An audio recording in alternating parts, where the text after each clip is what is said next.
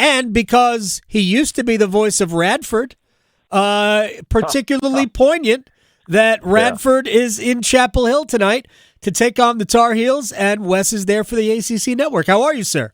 I'm good. How are you? Been a long time. The folks at Radford, they've probably forgotten what they signed up for 37, almost 38 years ago at this point. Well, they were looking for somebody with experience being a DJ at roller rinks.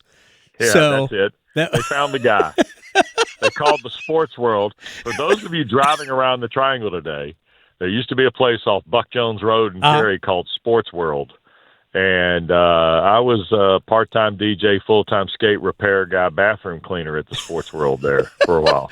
So when it was a reverse skate, couple skate, which, by the way, when I was that age and going to roller rinks, poorly, by the way, that was always the moment where I had to get off of the rink because it was hard enough for me to go one way.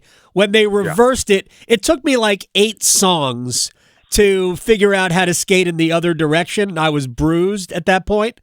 Did you have a go-to song when it was reverse skate, couple skate? Oh, my God, 1983, 84. I remember Heat Wave being big. Always in Forever by Heat Wave. How's that? I got nothing for that, but that's awesome. What do you mean you don't have nothing? You know damn well what song I'm talking about. No, I don't. You don't? No, man. Well, I can tell you this. I can tell you this. So when you did, and why did you work at Sports World, Wes? Did you always want to be a roller rink DJ? Well, kind of. But as they like to say in Top Gun, it was a high target zone, too. Yes, sure, which is why I wasn't there. Yeah. But let's see, Michael Jackson's Thriller album was out, so the video was hot. Yes. That video in particular was hot. Van Halen's 1984 album came out in January, and Van Halen appeared at Reynolds in February of 1984 on the 84 tour. Wow. All right. And during I'm trying to remember, they were either playing Running with the Devil. I think they were playing Running with the Devil, and that's when Eddie Van Halen brought Valerie Bertinelli out on the stage that night. Oh, my gosh, what an epic performance. Oh, dude. And every Metro Raleigh Triangle male high school kid went bananas. Yep. Not over Eddie Van Halen, but Valerie Bertinelli. No doubt about it. No doubt about it. All right, so I'm glad we talked about this now. It's better. I've helped expand your demo in the next ratings book. No doubt about it. No doubt about it. So it's better than talking about ACC football at this point. So I termed this yesterday. This weekend was the ACC hitting itself in the face with a hammer. So we have. I mean, what is the hope? Is the hope that we have a whole bunch of 2-loss teams and Miami ends up in the conference championship game? Is the hope that, and I'm not even sure that would work out considering they lost to Louisville and they might not have the other tiebreaker. And SMU could also have 2 losses and then therefore Miami would have lost to both. Or is the hope that Georgia Tech wins out and Duke wins out and at least we have 2 1-loss teams? Well, let's start simplistically first, okay? Let's go with Pitt beating Notre Dame on Saturday. Okay. Let's start there because Pitt actually, I think, plays a pivotal role in the fact that they're going to see Notre Dame, Georgia Tech, and Miami to close the regular season. So if Pitt beats Notre Dame, that in a way helps Miami. Sure. Because Miami's already beaten Notre Dame. And, I know that the season, there are different values placed on different games at different points in the season. The committee showed you something last week. The biggest concern wasn't that Notre Dame was ahead of Miami. It was how far the margin was. Okay? Yeah. So, really, Miami lost at the wrong time. Okay? And they lost twice at the wrong time. Correct. Like last year. Yeah, exactly. So for me, if you want to try and get 2, if your goal in life is to get 2 teams in and potentially get 2 teams in, whereas one of the teams potentially hosts a first-round game, right? Then your best bet is probably going to be Georgia Tech, only because they're going to play Pitt. If Pitt beats Notre Dame, then Georgia Tech beats Pitt. That's pretty good. Then they're going to play Georgia. If they beat Georgia in Atlanta to close the regular season, they're in really good shape. And then if they lose the conference championship game by chance to say, oh, I don't know, Miami, then guess what? You got a chance of getting 2 in. Yeah, I think if Georgia Tech beats Georgia, they're in. Yeah, but if they beat Georgia, they're in, regardless of the championship game. The schedule metrics for Georgia Tech are going to be questioned all the way up until they play Georgia. And if they beat Georgia before the championship game in Charlotte, they're probably in a good spot. If they lose to Georgia, win the championship game, obviously they're in. If they lose to Georgia, lose the championship game, they're not in my opinion. And then the ACC champion would go. Then the question becomes, where does that champion fit in the pantheon of, highest rated teams, Adam? Right. And that's the part where, what you don't want is you don't want the ACC to continue collapsing in a cannibalistic way, I guess, and then taking themselves out regardless of who the champion is. Because if you get a 3-loss champion, you're probably not going to have a team in the college football playoff, period. I mean, right now, like if Duke wins out and then wins the ACC championship game. That's not good. We have 4-loss team in the playoff. Here's my – because I do – You're going to have one team in, but you're running the risk of being super – you're going to be submarined by the American if you're not careful. Yeah, I mean that happened last year. Right? Our conference champion was the 12 seed. Clemson was the 12 seed, right? Yes. Right, but behind Boise State. Wes Durham is joining us here on the Adam Gold Show. I do fall on this though. I think if Miami wins out the season, I think they're going to be in the playoff. I find it hard to believe that they could beat Notre Dame. Like, because there are so many other games that still have to be played. That's correct. There's only going to be one team from the Big 12 in, right? Look, we came within one tremendous play last week, Mendoza to Cooper, right, of Indiana being, and the Big Ten for that matter, probably being in a different light altogether. And now it's going to be really interesting to see kind of how all this gets situational down the stretch. Yeah, it'd be fun tonight. Like, although I don't watch the shows ever, and I give less credence than I think most people do to the ranking, because the one thing I always say about the committee, I think I take them on their word in this regard. I do think they blow it up and start over each week, and the dynamics and the metrics, although not the underlying statistical metrics, but who you played, how good are they, did you beat them? Those types of things change each week, and we add another data point, and it changes the way certain wins are viewed. So I do think they start over each week, and I think by the end of the year, whether Notre Dame wins out or not, I think Miami will get closer and closer to the at-large pool, and I think ultimately if they finish 10-2 and their losses to SMU and Louisville are, if both of those teams have 9 or 10 wins, of course it didn't help them last year because both of those teams were good football teams that they lost to, and it didn't help them. But this is where, and I said this last week, this is where I want to hear Jim Phillips. I want to hear the commissioner, and I want to hear coaches complain about it. Well, Rhett Lashley, I will say this. This is the thing I give Rhett Lashley at SMU a lot of credit for. Rhett Lashley was on this in July, and people looked at him like he had 9 heads. Right. And I don't blame him. Rhett Lashley is the guy, to me, if you want to talk about a voice nationally who is going to ring one way or the other, I mean, he's going to ring it out pretty quick and going to do it all year long. That's the guy. Because Rhett's got a little bit of juice in this from a year ago, so that's why he was quick to offer something in July, and people just said, oh, that's ridiculous. We don't want to talk about it. Well, no, you're not paying attention to the quality and qualifying he's using in the comments, right? And we need more people like that, too, because elsewise all you're going to get, and if this is what you're interested in, then fine, you're going to get the SEC and Big Ten standing around telling you how great and how deep their league is.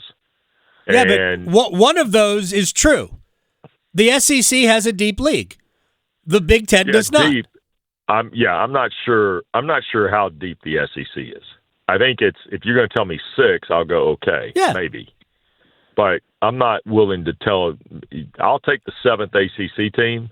You pick whichever version of the 7 you want. You give me the 7th ACC team and the 7th SEC team, and I think you got a pretty good game. Okay, I'm not going to argue that, but the SEC's got 5 or 6 teams that could make the playoffs. They do, and look, I understand some of that, but also you were selling me things, and look, and I'll use this for Miami. Okay, you're selling me that Miami beat Notre Dame, and everybody talked about how such a valuable win that was, right? Right. Then all of a sudden Miami loses twice to Louisville and to SMU. And because SMU had lost to Wake Forest, TCU, and Baylor, all of a sudden they were being marked down. Right. So that what you're telling me is Miami's loss to SMU bought them, 18 last week, and Notre Dame was, 10, right? Yeah. Okay. So, first of all, then you're going to rank ahead of them somebody who had lost maybe twice in the SEC. But just because they're in the SEC doesn't mean that they're 3-4 spots ahead of where Miami is at 18, in my opinion. And that is, to me, the perception, right? And the ACC, in many ways, and the SEC has too, perception is earned.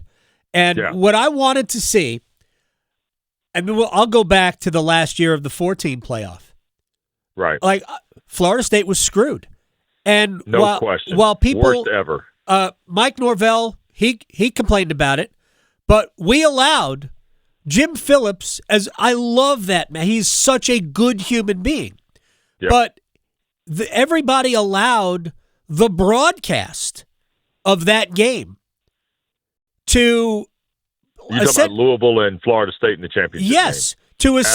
to essentially say, yeah, but look at this Florida State team, as though that quarterback who played in that game was going to be the quarterback in whatever playoff game they played. He was just there because the second guy had a concussion. And oh, by the way, how many of those players are in the NFL right now?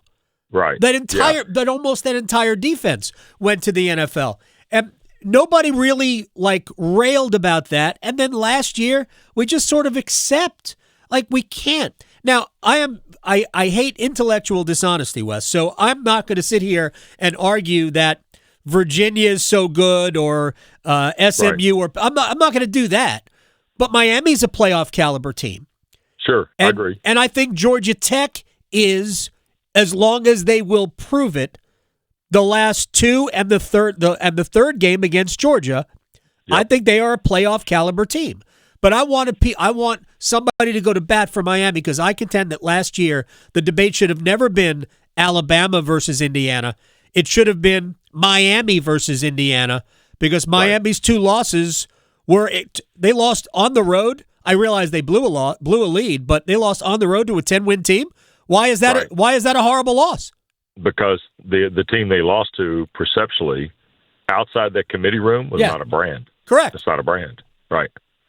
That's what I'm getting at. Yeah. And this is why, and look, I have great respect for the people involved. I think Richard Clark is, former superintendent of the Air Force Academy, fine man. I don't really have a whole lot of issue, kind of with the concept here. And I've told you this before, and I still believe this.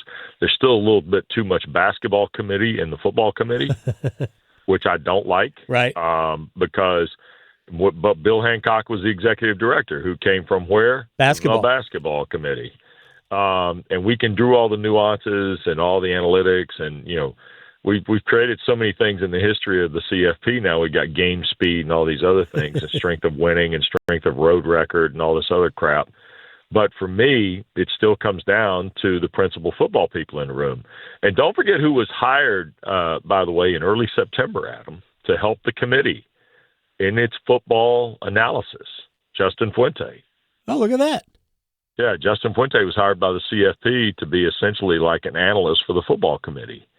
And I think that's important. I think it's important that we get that kind of transparency. I still want one of these things televised now. Yes. But that'll never happen. And I think the product is really good. However, the other part about this, and I'm going to say this, and this is not to deface something that we've done in this country for well over 80 years, and that's the That's the voting of the Associated Press and the preseason polls and the polls that come up until, November when this one comes out. I honestly do believe we need to get rid of those polls. I think it is a public deception, and it takes away from what the committee does. And I'm not saying that to, spit in the face of tradition and the hallowed ground of the AP poll, but the AP poll doesn't do anybody any favors. It creates a perception that sometimes is not accurate, and that's the biggest issue I have with it. First of all, I 100% agree. The polls, like back in the day, they were created to explain to people, hey, these are good teams. Right. Now we know. I don't need to know that Alabama or Georgia is good. I don't need to know that. Real quick, we're running out of time. I just want your thoughts on. I know you have a basketball game tonight. We haven't even talked about it. North Carolina should steamroll Radford, and all respect to Radford. UNC. Caleb Wilson is just an absolute. Awesome. Oh my gosh, is he good? It's fun to watch. Fun to watch, and a great young man apparently by all standards. And I'm excited to see him play live for the first time. And good news is he's from Atlanta, and I got a new partner riding with me shotgun tonight, Dennis Scott. Oh, so we are. My job is to get the ball in his hands because we know what he'll do with it. You will be the Brian Oliver or the Kenny Anderson. That's it. You got it. I'm the guy that's going to share the sugar, as they say. So let me ask you one quick question. Brian Kelly at LSU. Is LSU's goal here to ruin their football program? It's a long answer, but I would say this: they're not alone in the club. Let's put it that way. There's some people doing some things right now that are making decisions emotionally and acting as if money is monopoly money, and it's not. That if you're not careful economically, you're going to strap your football program into a bad spot. I mean, but they're going to end up paying the $53 million, but they're acting like such fools that it's going to be hard for them to get the top available candidate. And you could argue that LSU is the best available job. And somebody is going to hire somebody that either previously coached there or coached somewhere else, and you're going to go, wait a second. Like, for instance, I'll give you an example. Arkansas, there is a possibility Arkansas hires the interim head coach right now who used to be their head coach. And we know why he was no longer the head coach. Yep. Oh, that would be perfect for Arkansas. Arkansas, not only are they going to repeat their sins? Yes. Are they going to repeat their sins in a dramatic way? Yes. You fired a man who was told to hire the former head coach as an offensive coordinator. Then the head coach got fired. The offensive coordinator was promoted, and now here we are. I'm just offering this to you. Well, at least he won't ever be the head coach of the Atlanta Falcons again. I can guarantee that part, which is good. Yes. Wes Durham, you're the best. Enjoy the game tonight. All right, man. All right, thanks. Talk to you See later. Wes Durham here on the Adam Gold Show.